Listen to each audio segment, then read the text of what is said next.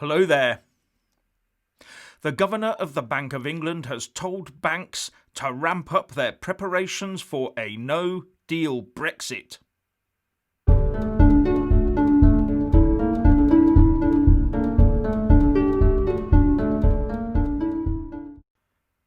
Firstly, please subscribe and like this video to give my channel a boost, and I'm always uploading new content, so please do check back daily. Andrew Bailey, the Governor of the Bank of England, has told UK banks to prepare for a no-deal exit from the Brexit implementation period on the 31st of December. Sky News is reporting that the Governor of the Bank of England has told Britain's biggest lenders to intensify preparations for a no-trade deal Brexit amid growing signs of deadlock between London and Brussels. And the Bank of England issued the following statement. It is fundamental to the Bank of England's remit that it prepares the UK financial system for all risks that it might face. In performing that role, the Governor meets the leadership of UK banks on a very regular basis. As we have said previously, the possibility that negotiations between the UK and EU over a future trading relationship might not conclude in a deal is one of the number of outcomes that UK banks need to prepare for over the coming months.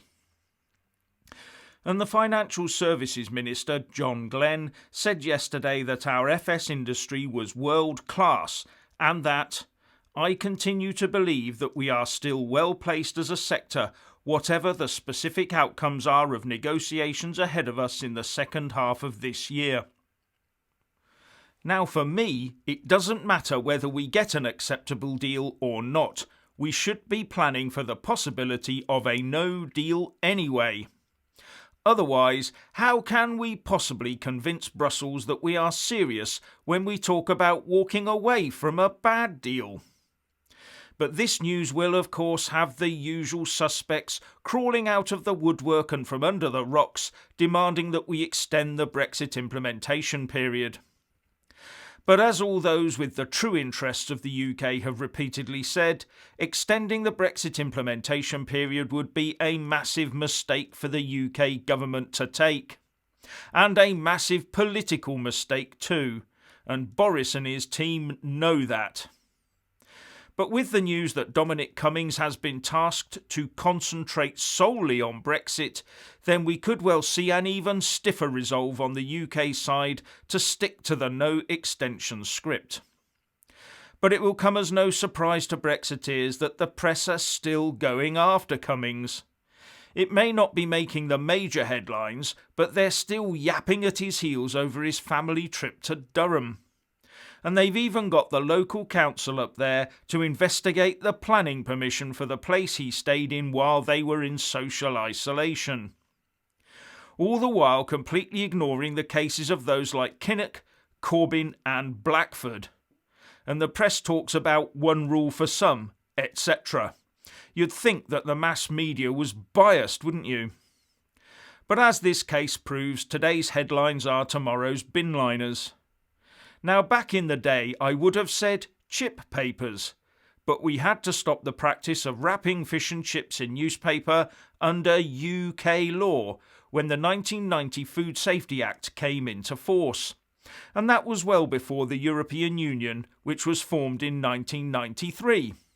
So yes, we did have food safety laws well before the EU even started. And yes, we will have food standards after we've left the implementation period on the 31st of December, deal or no deal.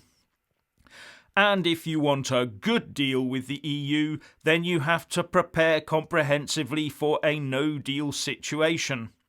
So it's great to see the Bank of England Governor spurring his sector along. Anyway, if you want to hear more from me, please don't forget to subscribe and also press that little bell, or you won't get any notifications. And if you want to see more of me, buy a mug with my mug on it. So what do you think about the Governor's no-deal instructions? Please share and comment, and thank you for watching.